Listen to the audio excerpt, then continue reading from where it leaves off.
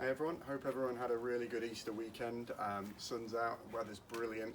We are going to get on with a few more videos for you. I think this is now day 9 of Come Join the Fun. We're going to pick on your backhand, the shot that a lot of people don't like, and we're going to focus on the double-handed backhand today and try to build up to getting people to use topspin, which is something we've not spoken about yet. So we'll give you a couple of little gimmicky ideas that will help you with topspin. If I don't look like I'm moving too well today, I've been doing a lot of mountain biking and I've gone and injured my hip on my left hand side, so I'm struggling a little bit, so don't laugh too much, but bear with me whilst we get on with having a look at the double-handed backhand and some of the technique behind it. Okay, going to start off just with a few warm-ups though, just to get the boys going. So you'll see Kean and Danny again, just going through a series of little movement exercises just to get them warmed up before we then get into the backhand. Okay, first exercise that you can see, the boys have got 2 sets of cones. You could use anything, plant pots, footballs, whatever you want to use, and they are just working on some side step movements, in and out, moving forwards and backwards. Okay, next exercise is a bit more of a sprint, so you'll see Kean now, if he sets off, he'll start going, go mate, with movements sprinting from side to side on each of the cones. As soon as he's finished, Danny's going to go. You go, Dan.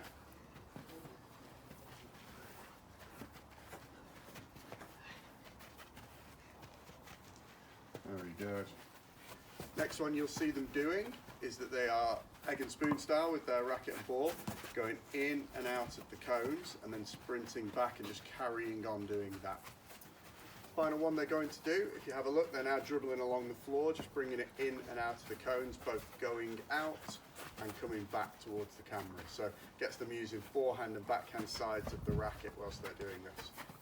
Okay, next exercise starts to bring in some of the movement that we'll use for a double-handed backhand, and it's also another really good way of getting the kids moving around and trying to lift the intensity of the exercise. So they've got a football and a basketball. You can use whatever you want, whatever balls you want to use. If you've only got tennis balls, use those, it's fine. They're now going to their backhand side of their body, so that's their left-hand side, they're right-handed. And they're going to work on a double-handed throw, and then they're quickly moving out of the way. So if you have a look, here we go. So 2 hands, that's it, and out of the way. Next one comes on, 2 hands, good. Next one, good. Good. Couple more. Last one. Very good. Stop there. Good. Okay, so the boys had a little practice doing the double-handed throw. This is where I'm just going to shadow the backhand action for you so that you can then see what we're looking for with each of the little exercises that I give you after this.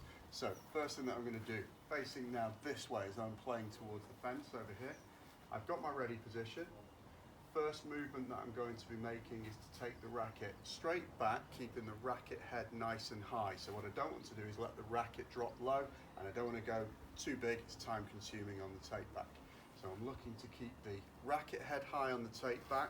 We're going to go in with our opposite foot to the side we're playing. So this is my right foot moving in, and then my swing is coming from lower than the ball all the way through up to high.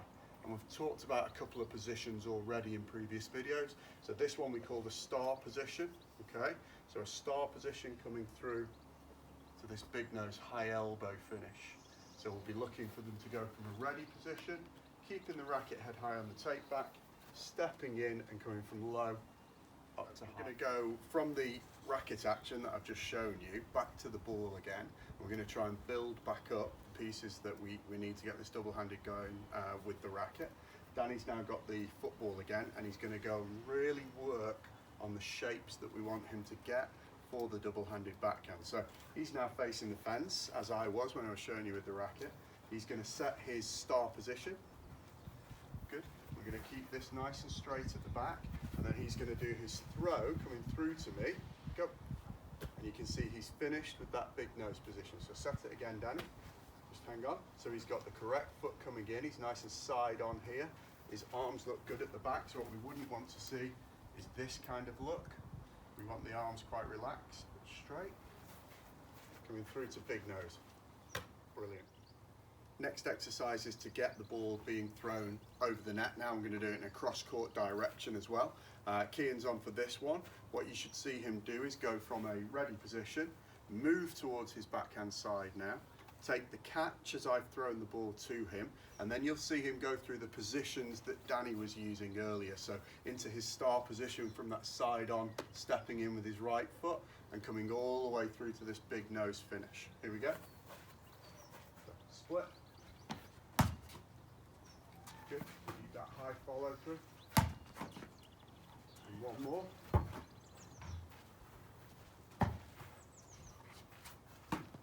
Well done.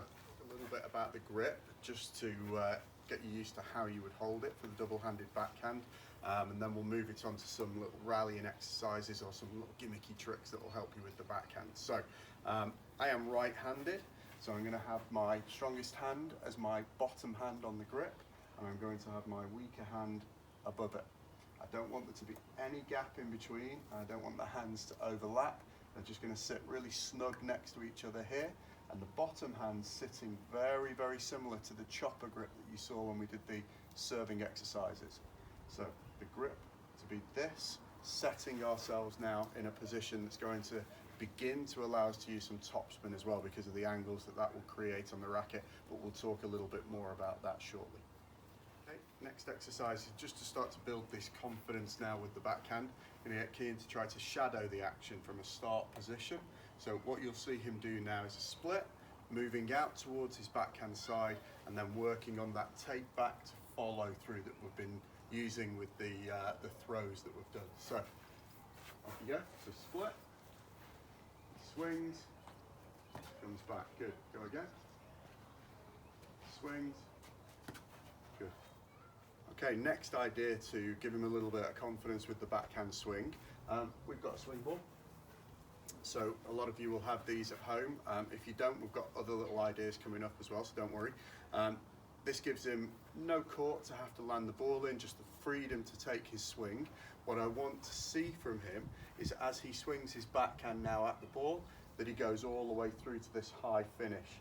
So there is no hitting the ball out here. He doesn't want to swing too fast. It's not worrying about racket head speed, but we're just looking to get him to take this full swing. So here we go.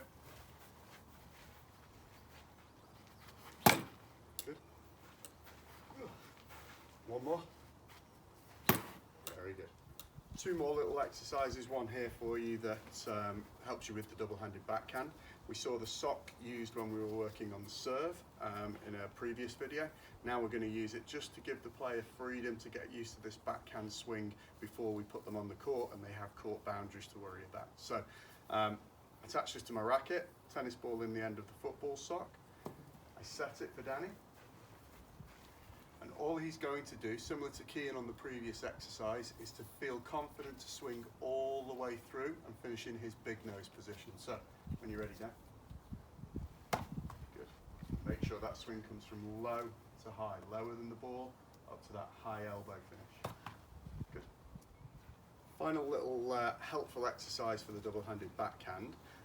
We're going to get Danny to think about using the left hand on his swing now.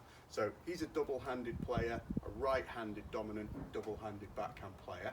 I'm going to ask Danny to take his bottom hand off the racket, and he's going to think about the swing now as though it's a left-hander's forehand, and he'll start to get a feel of what job the left hand does whilst he's playing the double-handed backhand. Key things here, I'm going to throw him a couple of balls as a left-hander and then a couple of balls as a double-hander. The key thing is when he's doing the left-handed swing is to really get a feel of what that swing, that hand is doing on the way through to this big nose finish. So, Danny, you ready? Start position for me. Swing all the way through over your shoulder. Lovely swing. Think about that again. Good. Now, put both hands on. Don't change the swing. Feel that left hand work the same. Excellent. Feel that elbow really high at the end. Great swing, Danny. Well done. Good. Okay, we're going to try and get Danny to move and play this backhand now. So we've done all these little exercises building up to this. This could develop on, you could turn it into a rally between two players. You could make it competitive. For now, I'm just going to work with an underarm throw. You'll see him go from his ready position, move across to the backhand, and hopefully now he'll have a real feel for the swing that we want him to take, even though he's got a little bit of added pressure now moving into the shot. Okay, show me your best ready position. One, and go. Good, keep that elbow even higher on the next one. Think about that finish. Good. And again, think about that finish. Brilliant. And one more. Elbow really high. Oh, try again. Elbow to come up higher. Good swing. Okay, so at the start of the video I talked to you about we would show you some little ideas to help with topspin. I'll explain what topspin is first. So it's a spin that we see used if we're watching professionals play, if we turn the TV on. It's a forward spin that they produce. So when they play their forehand or their backhand, like today's video, you will see a forward spin on top spinning balls. So if you have a look at this mini red ball, so you can see the different colours that are on the ball. If this ball is struck with topspin, you will see this ball going over the top of itself. So the spin is heading towards the opponent. The shape of the shot becomes like a rainbow. So it will lift part of this low to high swing that we've been working on with the boys. It will lift the ball up and create this rainbow shape that, if hit really well, peaks above the net, and then the forward rotation on the ball starts to dip the ball back into court. So it creates an element of consistency in that it dips the ball into court, but also this forward spin, when it lands on the floor, really kicks up and at your opponent, making it feel like quite a heavy ball that they're receiving. So first exercise I'm going to get Kean to do here is gets his backhand grip. With the correct grip, he's going to try to skim the top of the net, so just the white tape at the top of the net, not getting stuck as he does it. So he's just going to skim all the way through to his big nose finish. Good. Do another one. Good. Now, if he was twisting his wrist or he was holding the wrong grip, so possibly using a forehand grip on the backhand side, it would have the strings more open, pointing up towards the sky. And as he tried to skim the net, it would get stuck. So let's see him do it wrong.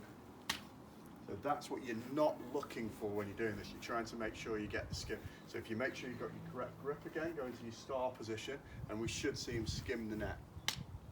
Good. Okay, another little gimmick that can help you get a feel of playing topspin correctly, using stuff that we might have around the house still. Sun lounger. Okay, what I'm going to do is get my backhand grip and trap the ball on this angled part, the head part of the sun lounger. Okay.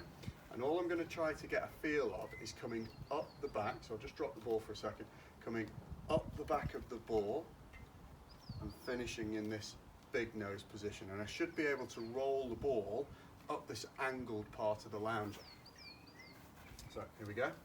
So I set myself and I'm coming from low all the way up to high. Okay, watch again.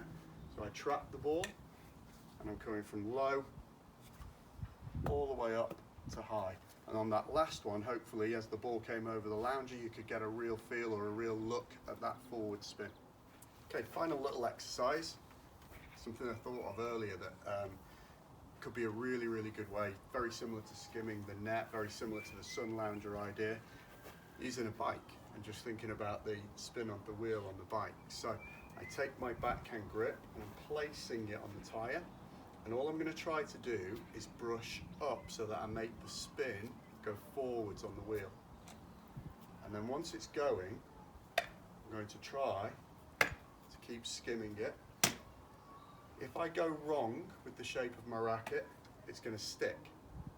So I'd start it again and try to skim into this big nose position every time. So we'll see if Danny can do this.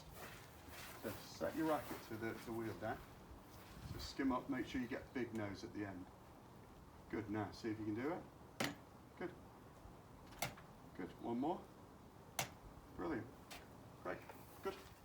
So that's day 9, the double-handed backhand finished.